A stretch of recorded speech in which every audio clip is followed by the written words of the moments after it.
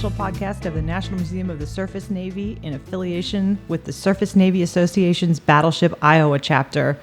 Here on board today, I'm Marianne Fengler. I'm here with Mike Getcher, our COO, and we are back for part 2 of our weather conversation with Joe Sienkiewicz. When we left off, we had been talking about cruise ships and cargo ships and their self-tending winch systems that keep them on the dock during big storms. So let's get back into it.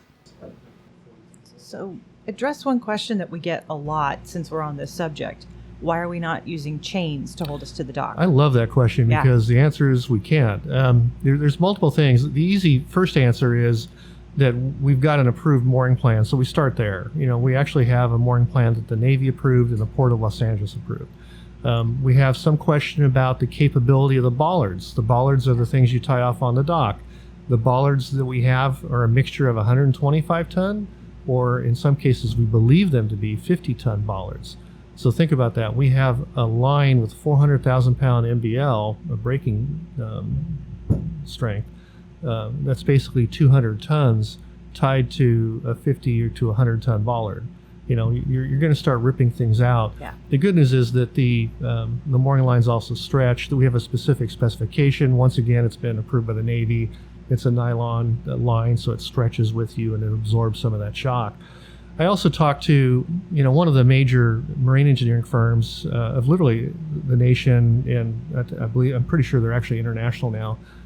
Local company out of Long Beach, but all over the world, Moffat Nickel. And I spoke with one of their engineers up north in San Francisco, at their San Francisco office, and he said they did a preliminary study for the USS Hornet, and they found out really quickly something that we would have suspected anyways, and that is that the bits and the chocks on the ship cannot handle the strain of coming up hard on a chain. The chain will have, the way I would set this up is I would put a heavy chain with droop in it, which would help you center. But at some point, if you come up hard on that, it's like a ding, it's a sharp jerk, and you're going to start breaking things on the vessel. There's no question about it. So if we ever do a chain arrangement, under these conditions, let me be very specific too. If you're in the calm backwaters of some small harbor somewhere, you could probably chain this thing up all day and never worry about it. But I'm on the main channel of one of the busiest harbors in the world, and we have this added issue of what we've talked about today, which is this tremendous surge a few times, in a year, and worse every decade or so, coming up the main channel, and that's a tremendous and very powerful effect, and something that is difficult to design for.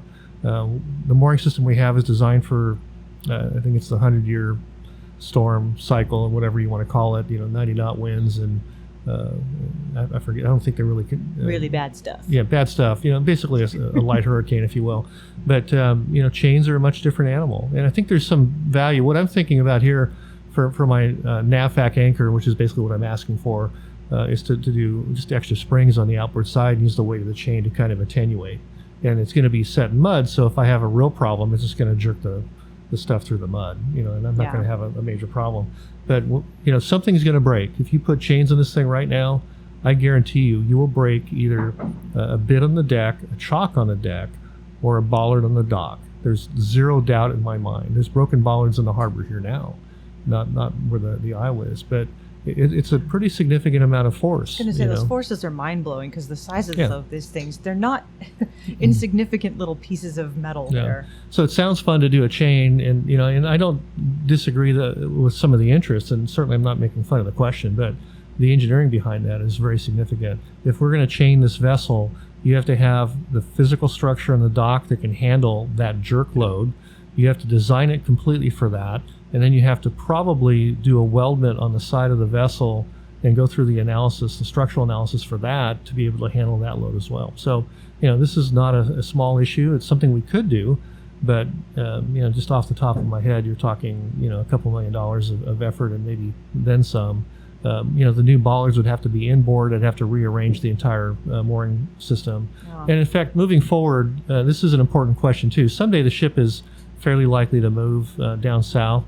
And we're asking for, what are they called? Monopiles rather. The USS Texas had them back down in the San Jacinto State Park.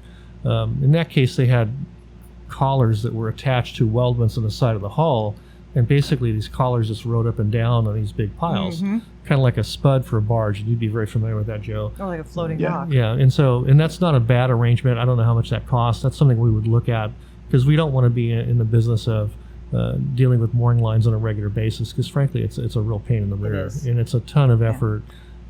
Just literally it takes you 10 or 12 people in this chain fall, and 3/4 of the day to tighten up 6 lines. And we got so fortunate right before Hilary, because it's pinning season for Navy chiefs, and we had a chief group from what was that group from?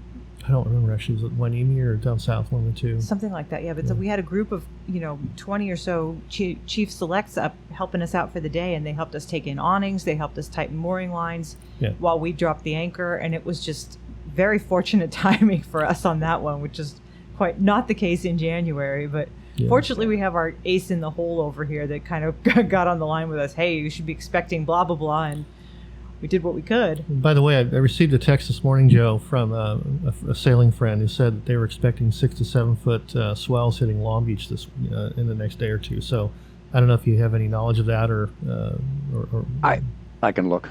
Okay. I haven't been looking as to. I'm not so sure the source, whether it's Southern Hemisphere or I know the Northern Hemisphere, the Pacific is getting active. As it typically does, usually around mid-August, meaning the extratropical cyclones, the Bering Sea, storms coming off of Japan, off of Siberia, that sort of starts up at this time of year. I'll take a look when we close up. But, and we've been rolling actually the last week. We have a lot. Pretty significant, not surging, but rolling, and it's kind of a different effect here. It's really odd that you don't translate fore and aft, and you're just sitting there doing this all day, and you can't even tell out in the water. You look out across the 1,000-foot channel we're in, and you can't even tell. But you have to watch the rail, and you can kind of feel it, and you're like, "Are we moving?" Yeah. And then you go look, and you're like, wild. "Yeah, we are." Actually, I usually notice it because the doors are swinging around. Yeah. So. Yeah, that's true. They would do that. And we have a couple of armor doors. Interesting about the sort of the spud arrangement. I mean, it's amazing to me. 45,000 tons and starts moving. Yeah. And that inertia, to break that inertia, you can't break it. You have to dampen it somehow slowly. And that's really, really hard to do without breaking other things, whether it's on the vessel, lines. There's great video, by the way, on YouTube of, ferries and all, that might be in relatively exposed places, of actually having, in fact, I saw one a couple of days ago where basically the line started to go, breaking, and then the bits started going, bollards pulling out of the dock and all, and the ship basically was underway, moving. It was in an exposed location. I think it was in the Mediterranean. It was an exposed location. I've been on a boat where we had actually in Redondo. We were on a dock close to the breakwater in Redondo Beach, and we started moving so much from the swell, we actually ripped a cleat off the dock, and it came clean up and over the boat and into the water on the other side, and we were all like, "Oh, this is going to be a fun night." Yeah. At the same time, if it was a ferry and it was in the Med, having been over there, spent a year in the Med, some of those ferry drivers are both amazing mariners and absolutely freaking crazy. They come flying into these little itty-bitty coves at 8-10 knots, do full throttle, back down, med mooring, drop the ramp, and you're just stunned. It's just literally stunned. And then one night, Captain Ron. Yeah, and then and I'm talking 500 or 600 footers. This is nothing small. No. And then I remember one night in Palermo, Italy.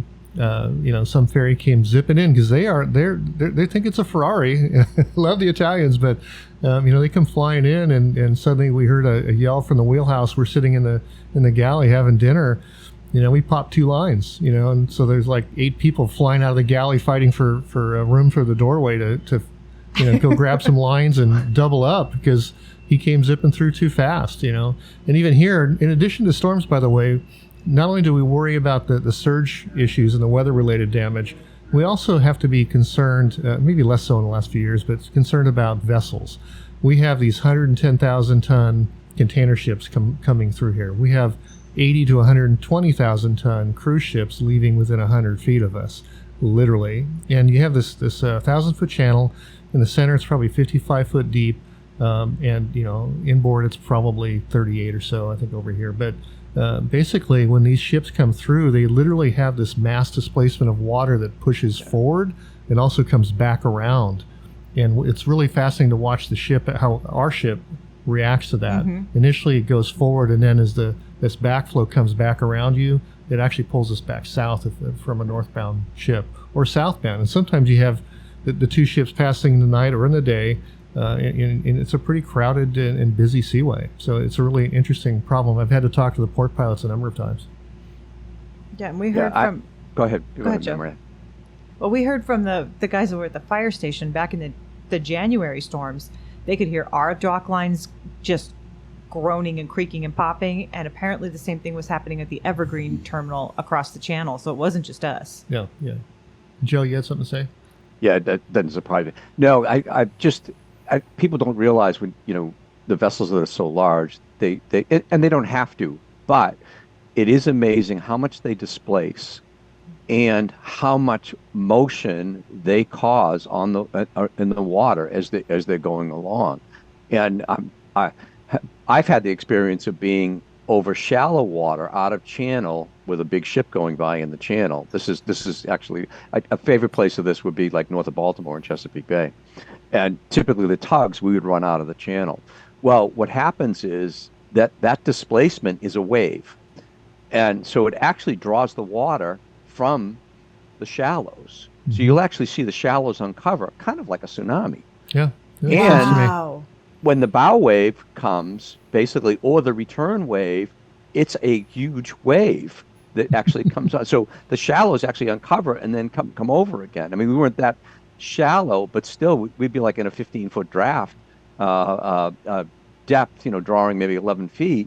And we had to be careful, right on the edge. But then we get hit by a wave. It's just kind of the hydrodynamics that go along with it are really quite phenomenal. Yeah, we've actually had, now to think about it, even fairly significant damage, probably totaling, 50 or 60,000 over those years too, just from some of our early gangway arrangements were not that good, and then, the cruise ships would come by. They, in fact, initially when we got here, had a 6-knot requirement in front of us, just as a standard speed limit for the channel.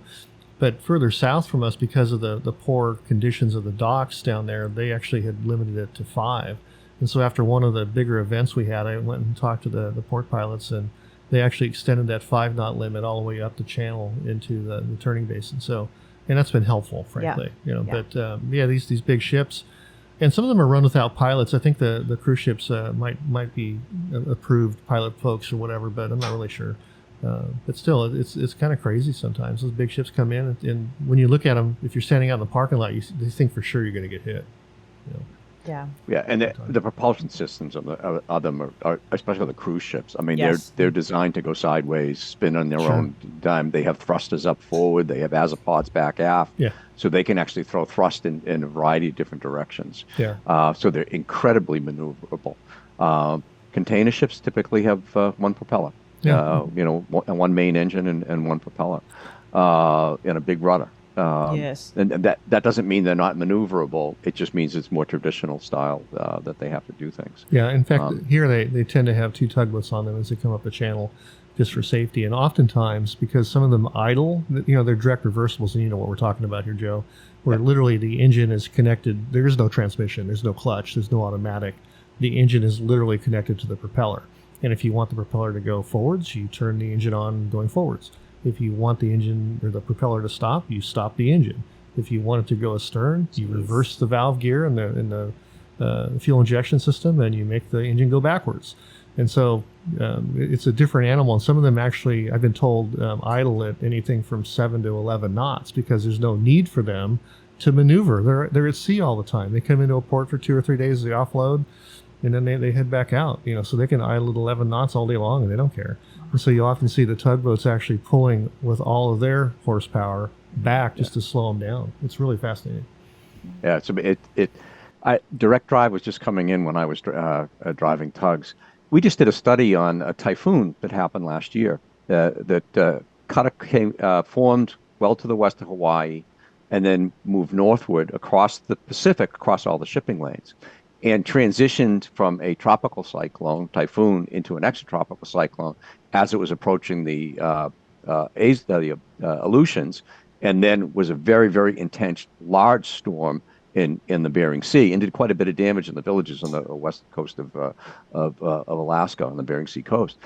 Anyway, so we looked at ship performance, and one of the things about 25% of the ships that we looked at, it was 126 ships, and the eastbound ships, primarily container ships, but all motor ships, diesels, direct drives, were drifting.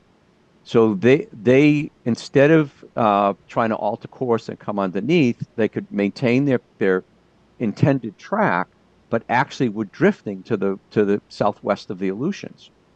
And by drifting, direct drive means that they're not idling. Basically, that more than likely they actually were turning their engines off. Save fuel consumption, but then also because if their minimum speed is 9 knots, and they need to just heave to, and that's what they were doing. And it was just amazing to see how many, the largest number I've seen in looking at ship tracks. But it's pretty cool. It's like realizing, oh, what does that really mean? Well, they're on the generators, but it means that they're actually not using their engines and are just using them when they need them. That's fascinating. Interesting.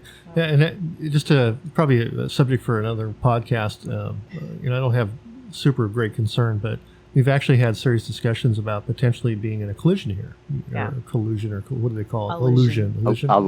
Illusion. Yeah. So these ships come up the channel, and literally we're at the turn of the channel, and if they lose steerage, or if they have an unstart, for example, and because these engines are direct started, they basically inject air into the cylinders to get them going, and if they run out of air, they have some other kind of problem, or unstart because of a fuel change. You could end up with a collision. And that's actually an oddly, it's not concern to think about. We don't think it's super likely, but it's a possibility. We're in the main channel, big heavy ships. Something happens. You look at the things happening in the Suez Canal or elsewhere, where they have steering issues, and off they go. So we're in a maritime environment. Yeah, I wanted to just mention that I think it's pretty cool that you have approved, meaning engineered, mooring plan. Yeah. Mm-hmm. That it isn't just, okay, you have lines and they go out in these directions and that's it. No, there's actually a more than a science behind it. It's actually an engineering behind it as to how you actually moor a ship, safely, and so that it minimizes any on the forces on the ship, and the ship isn't moving. Yeah, it's extensively done. In fact, when I get a minute, I'll try to remember to throw it your way, just out of interest. The forces are pretty impressive, and so pretty cool stuff. Well, on that note. Yeah, probably time, huh? Yeah, you got a meeting coming up. I got a gun shoot. I have to go shoot a gun, Joe. Sorry. We got a party. We're going to shoot the 5-inch guns again, like we do. Like you do. You have those. So yeah. Why not? Yeah. Well, thanks again so much, and thanks for all you do behind this. And I think another reason we wanted to do this was to kind of give you a public shout out for all the help that you've been giving us through these storms and helping us keep this ship safe. We really appreciate it, and really appreciate you. Oh, well, thanks. And I know who to talk to. Let's put it that way. I've been a long time in an organization, but I don't do things necessarily by myself at all. So I always check with the local office as to what they're doing, because that's their responsibility. Mm-hmm. But I appreciate it, and it's always a pleasure. Yeah, thank you so much. Joe, all right, thanks. So thank you everyone for jumping in with us. And as usual, if you have any comments, questions, feedback, or anything you want to shoot our way, podcast@labattleship.com. Shoot it over. Love to hear from you, and we'll see you next time on Scuttlebutt. Till the next storm. Yeah. Welcome to my life.